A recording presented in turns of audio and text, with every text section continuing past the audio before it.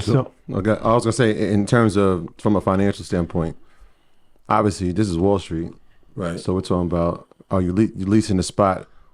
How much is it as opposed to had you done the IHOP deal, right? Was it more cash intensive, or were more people needed to be involved to finance it? How did that work? So it was less cash intensive because the blessing for me and my partner Dave is that we were kind of successful for what we've been doing for the last 10 years. So I was actually looking for an investment opportunity, and the fact that it's a second generation space, meaning that it was already built out as a restaurant. So I just had to come in and change the furniture, change the equipment, change the aesthetic, so we just had to basically, to use a music term, I had to remix the restaurant, right? So I put my Diddy on it and changed up everything and made it more upscale, all the textures, all the furnitures, all the the equipment, and we changed it into our use, right? So much less cash intensive by doing second generation space. And even if it was IHOP, it probably might even be more or less because a lot of the equipment is the same from IHOP and Denny. They're similar. Yeah.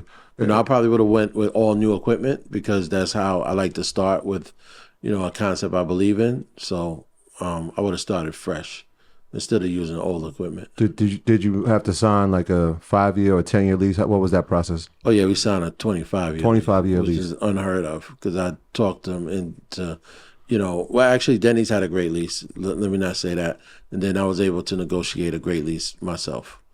So yeah, we have a long lease.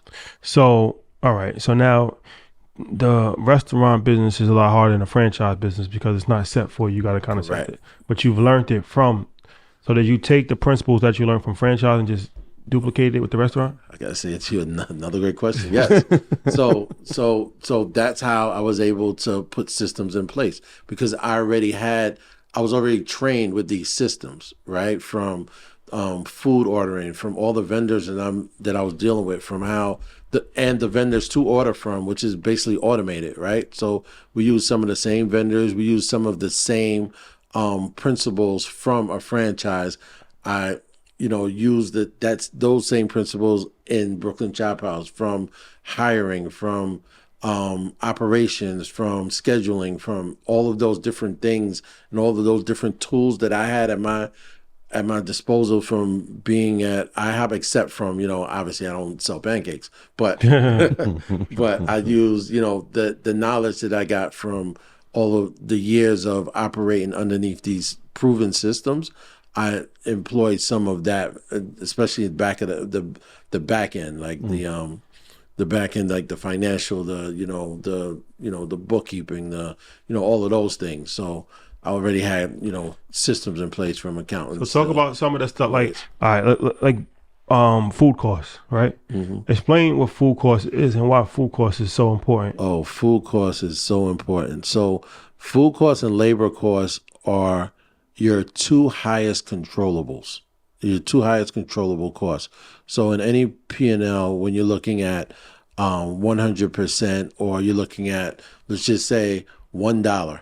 So typically your food costs, can range anywhere from 25% to 35% of that $1, right? So, and that's something you have to control, right? And then you have your labor costs, which can be also high 20s to mid 30s, which if you put the two together, that's anywhere from 55 to, high 60s or 70% of every dollar is in those two controllable costs, right? So food cost is extremely important because if you can't control the cost of your food, obviously it's going to shrink your margins, right? You shrink your profit margins. So it's great to have, like, for instance, back to the franchising. So they have,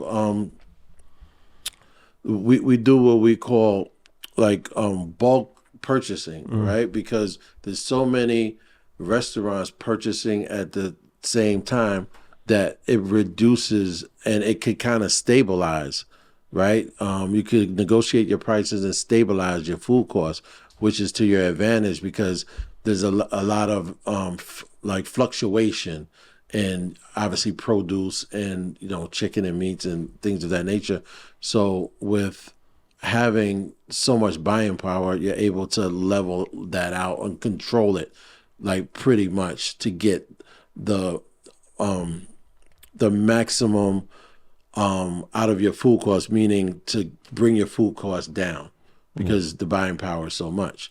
So it's a little more challenging when you have your own concept because if you're not doing volume, you're not able to, get the discount. Get that discount of that buying power that 1,000 restaurants are buying versus, just a small group of restaurants. And so in the franchise, we have what we call a co-op who goes in and negotiates the pricing for us. And we're all part of that co-op. For the whole region. Oh, yeah. So, correct. For the whole region. So, within the country, there might be, 10 co-ops, right? So, every region has their own co-op. So, for New York, for example, there'll be New York, New Jersey, Connecticut co-op, right? So, we'd go in, might be 100 restaurants, and we plan, right? We say, okay, we're going to do this special. Like this, we think this is going to work. This is back to IHOP. So the co-op is an important part of it, but you don't have that when you own your own restaurant, your own brand. So you have to do the best you can in negotiating your own prices and really watch the food costs because, it's a small, even though you could do large numbers, your profit is very small in restaurants. So how do you manage it? Because this is interesting. Like when you're doing pancakes, you can do a different variation of pancakes, right? But they're still pancakes, or whether they're chocolate chip, but you do something special with them.